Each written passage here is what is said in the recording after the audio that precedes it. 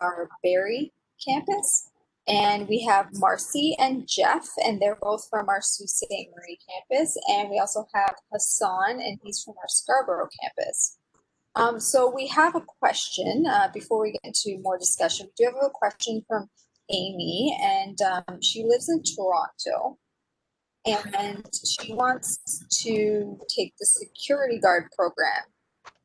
When are the start dates, and how does the program work? So Sarah, did you want to take that one? Sure, absolutely. So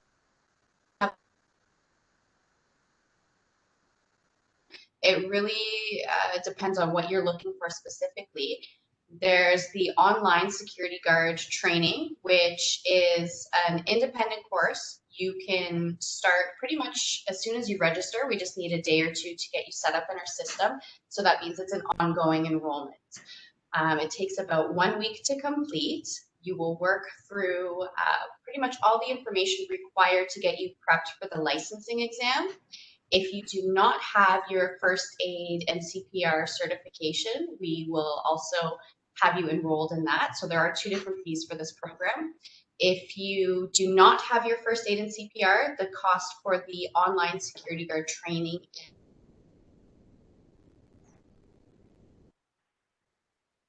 Sorry, Sarah, you're cutting out a bit there.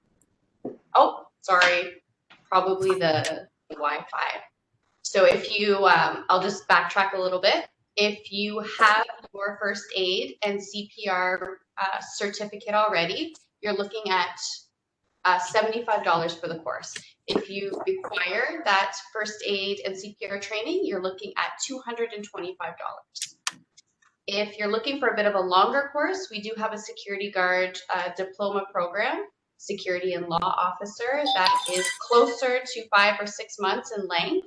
You will be doing some computer training, some customer service, and again, focusing on the security guard licensing training as well. And that program also includes a 4-week placement. So we have quite a few options available. So, Amy, does that answer your question? Oh, she's also asking, does she need any experience in security to take the course? No, absolutely not. So we prep you with all the information required to ensure you're successful in writing the security guard licensing exam. So we have students that have come from all different fields looking for some retraining, and they've been successful. Do you have any other questions, Amy?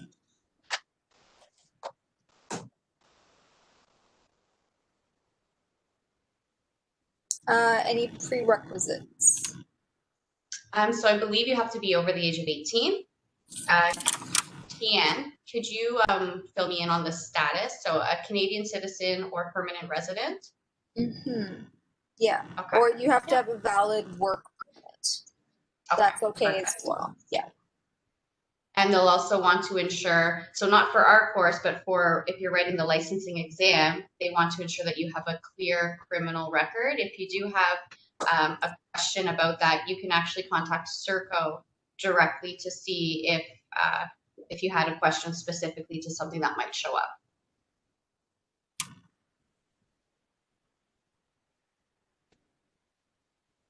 Any other questions, Amy?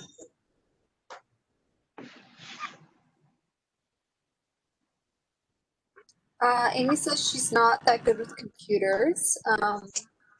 Can she get help with that before starting the security course? So we absolutely offer computer upgrading at our college. You could do a 6-week introduction course, and that will provide you with instructions on Windows and Internet, also Microsoft Word and Microsoft Excel. So we do have quite a few options available to make sure you're successful.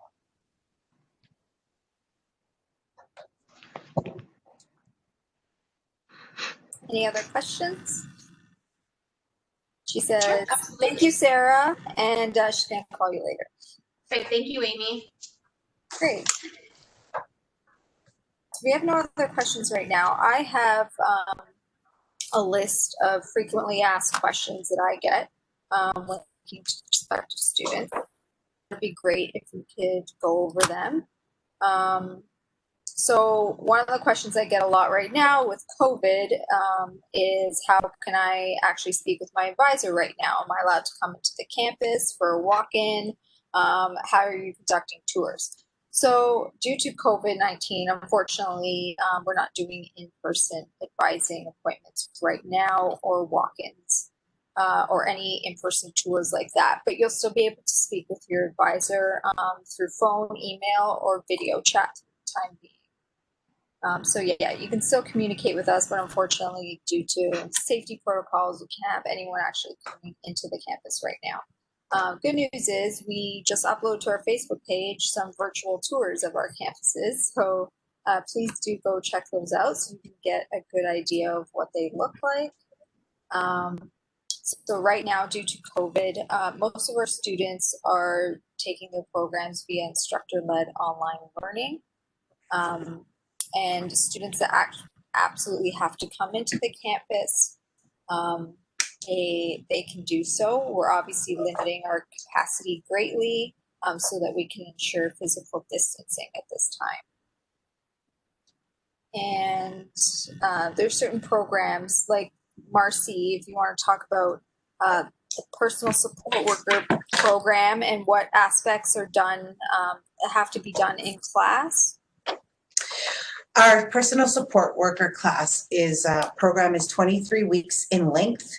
We have 13 weeks in class and 10 weeks in placement. 13 weeks in class is a combined online and in lab class. So the majority of tests and or assignments are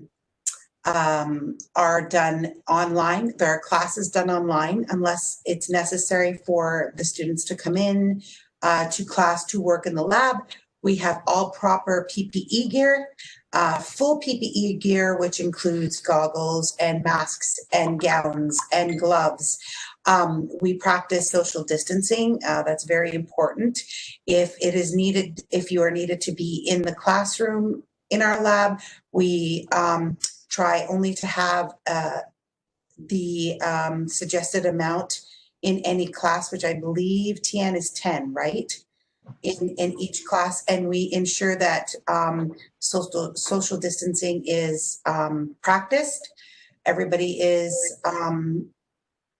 in 6 feet of each other. We ensure that the 6 feet of distancing is there.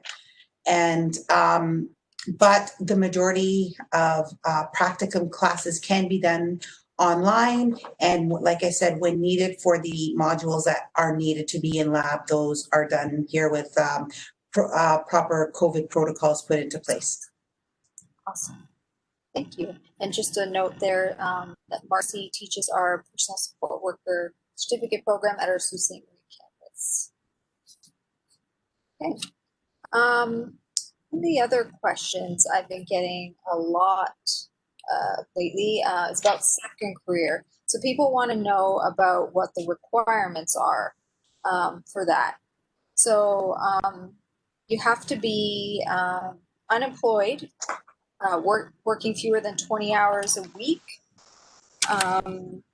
laid off from a full-time job in Ontario in the last 4 years, and you have to be interested in wanting to actually work in the province of Ontario. Do you guys know of any other requirements?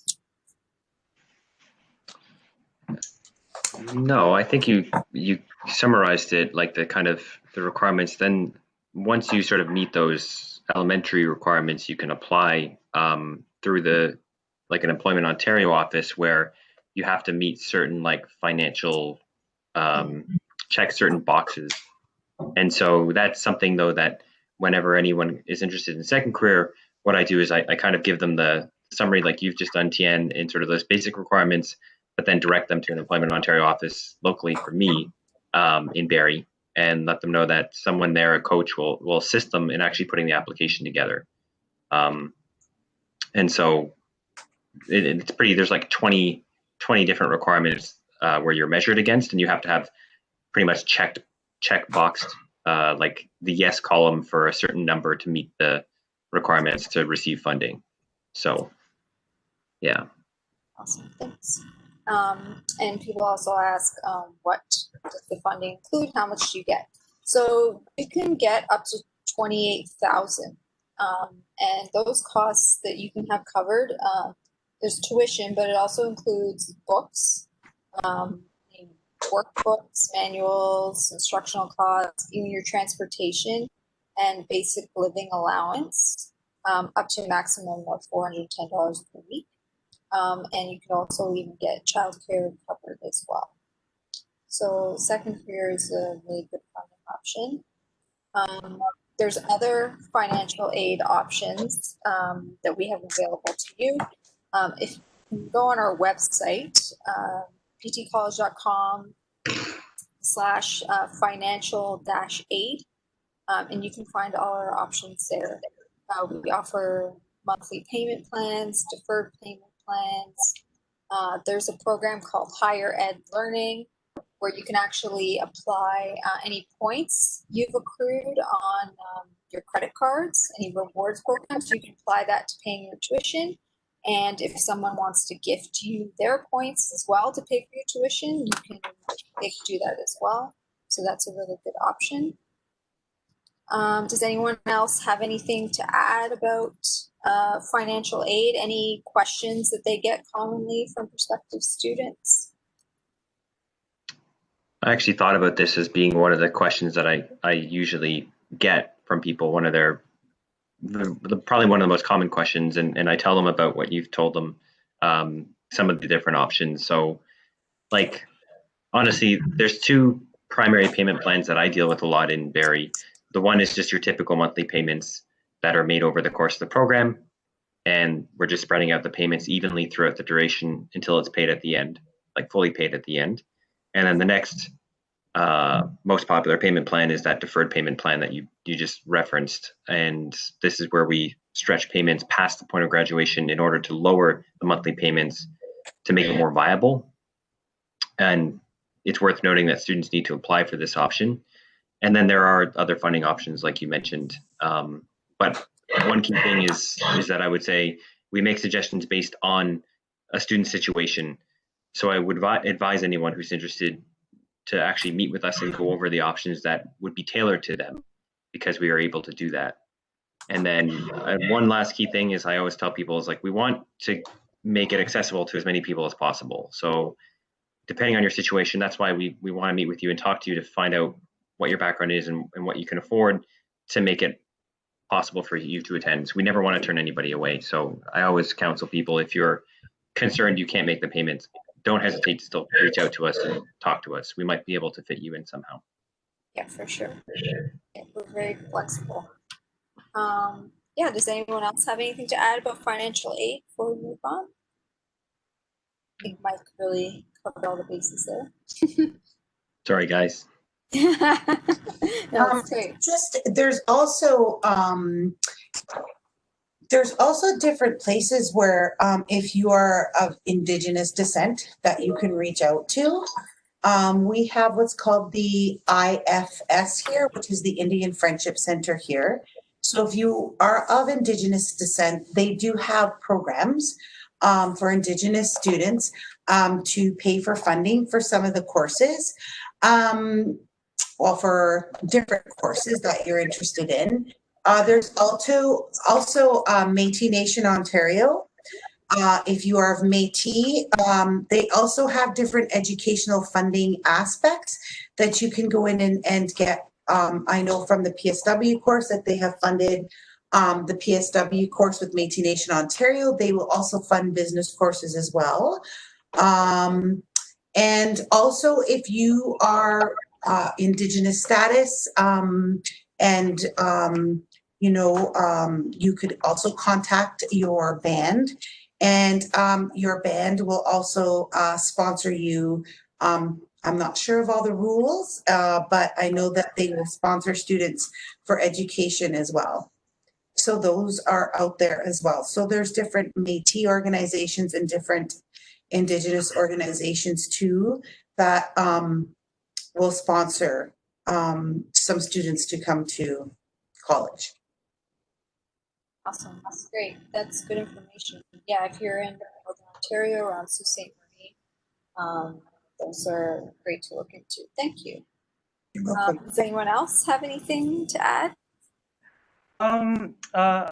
Just thought about Gateway in Toronto. Gate-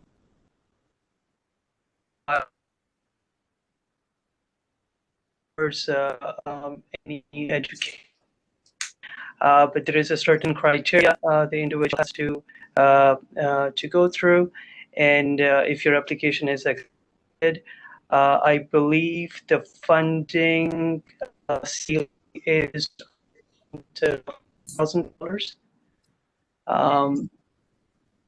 This is another line of funding from the government of Ontario that can be looked into. Yep. And we actually have information about Gateway on our financial page, on our financial aid page too. So yeah, that's great. Okay. Another question that I get frequently, where can I find info about employment prospects and trends in my region? Some people, they love to retrain for a career, but they really have no idea what they want to do, where to start, what's a good career that has good job prospects in the next 5 to 10 years. So a really great website that we like to use is jobbank.gc.ca. So you can find employment prospects for any particular occupation in any region in Canada. So you can look at all of Ontario, or you can look at your city specifically. So that's a really great tool. If you want to find out employment trends, how much you'd be earning, what jobs are out there. You could actually find specific job postings on this website as well. So yeah, this tool is really useful to have bookmarks. Do you guys have any other tools that you suggest for people looking for a career? Oh, I just wanted to add, we also have a career quiz on our website. So if you go to our website, after a few seconds, a little box will come up and you can take the career quiz and see which of the programs we offer would be most suited to you. So you can check that out. But does anyone else have any other suggestions? I to use Indeed. It's a very good site for having daily emails listing the positions. And locally, we have Sioux Today, which is an online news organization, and they have their job section too, and you can get daily feeds on jobs are in the District of Algoma. So those are useful sources for the students as well. As well as Sioux Online. And Sioux Online. And then we have the Sioux Community Career Centers, right? That you can go and access help looking into school or postings for jobs. And you are able to it's Sioux Community Career and what was Center, right? Oh yes, Sioux Community Career Center. So and you can access our like Tian said, on the job line online, the Government of Canada as well. Yeah. So great. Thank you. I'd like to turn it over to you guys now. Any questions that you get frequently that you'd like to share with us to help people out? Whoever wants to start, go ahead. I think that we have a lot of students coming in who are a little leery about not having their grade 12 at times. And I feel like PTC is proactive in assisting them with this, being able to give them a Wonderlic test, which is a grade 12 equivalency test online. And I know there are a lot of students who are kind of nervous to write the Wonderlic test, but it really enables us to help us see if that program is fit for you, and it's not as hard as I think what a lot of people think it is, so that they're able to come in here and answer, the questions that enable them to take the business courses or to take the personal support worker course. So that's great, and it's free of charge. So you can take the Wonderlic test and the grade 12 equivalency test, and you can do it online, and we can, you know, tailor a course, especially a business course, to you and your needs. And it also allows you, you know, to be able to get into perhaps the personal support worker course as well, without the grade 12, but then you have that equivalency. Yeah, great. Thanks, Marcy. No other questions on, do I need a computer? Oh, go ahead. Go ahead. The other one is, do I need a computer? And we encourage them to have, well, they have to have Microsoft Office products and obviously internet. So that crops up as well. And then now that we do rentals, you know, those are additional costs that need to be outlined at the front end when someone's interested in exploring PTC for a diploma or certificates. So. Great, thank you. Anyone else have anything to add there? I have a couple common questions I thought of. Just to hop on what Jeff just said though about the needing Microsoft Office, we also offer a subscription to the software. So if someone needed that, we would have it that they can pay for a low cost, $25 a month. So one of the questions I commonly get when I'm meeting with someone for an intake, virtually these days or in the past in person, was how do the classes actually work? So the classes work a bit differently depending on the program a student is in, but in general, the students will meet for the first hour to an hour and a half of their day with their classmates in a group class discussion setting. During this class, the instructor reviews today's concepts and answers questions on the previous day's work and can cover a variety of topics while everyone's meeting. And then afterwards, students are able to complete the day's readings and do the chapter work or work on their own independent projects. So students tend to like this method of delivery because it allows them time to complete all their work while at school, and that gives them a good school life balance, while also giving them access to their instructor while they're doing their coursework, since the instructor is still on site with them. So, you know, you're not just going away and having to email or wait till the next day to talk to your teacher. The teacher's still present in the classroom, so you might be doing an independent reading, but if you have a question on a concept, they're right there for you. So they're still available to help. Great. Great points, thank you. Any other frequently asked questions you guys get you want to share?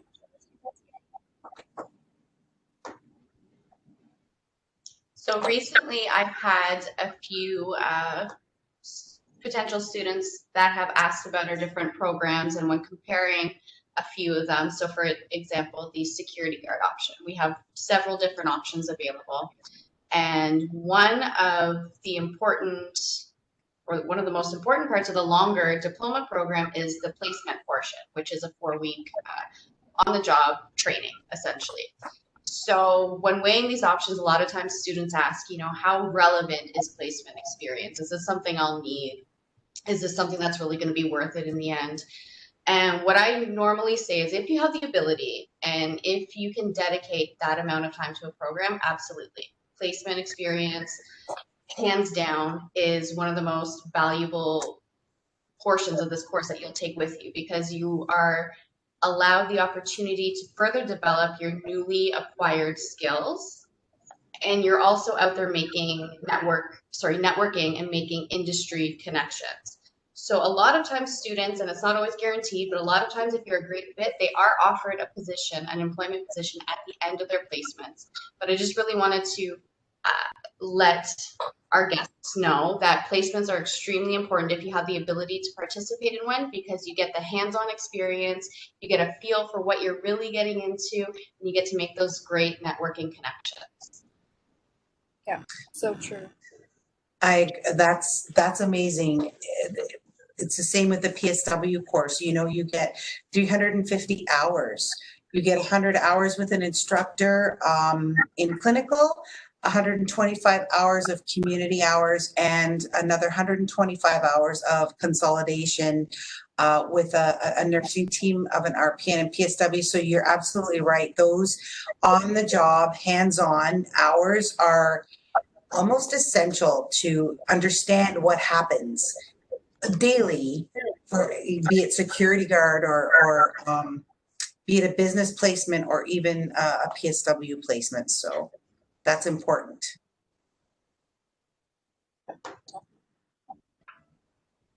Okay, well, we're just at about time now. Already half an hour has gone by.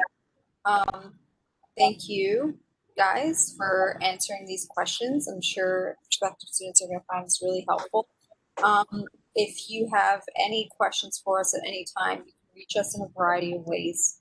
Go to our website, ptcollege.com. Our phone numbers for each of our campuses are on there. You can email us at info@ptcollege.com. If you're on our website, you'll see in the bottom right-hand corner a little chat button. 8:30 to 4:30, Monday to Friday, is when the live chat is usually on. But even if we're not available for live chat, you can still click that button and leave us a message, and we'll get it via email, and we'll get back to you. You can also reach out to us on social media. So you can direct message us on Facebook or on Instagram. And yeah, our hours again were Monday to Friday, 8:30 to 4:30. So feel free to reach out to us anytime. You can make an appointment to speak to any one of these amazing advisors if you have any other questions. All right. Well, that's it for today. Thank you all. Thank Have a you. great afternoon. Stay safe. Take Bye, care. guys. Bye. Bye. Great day. Bye.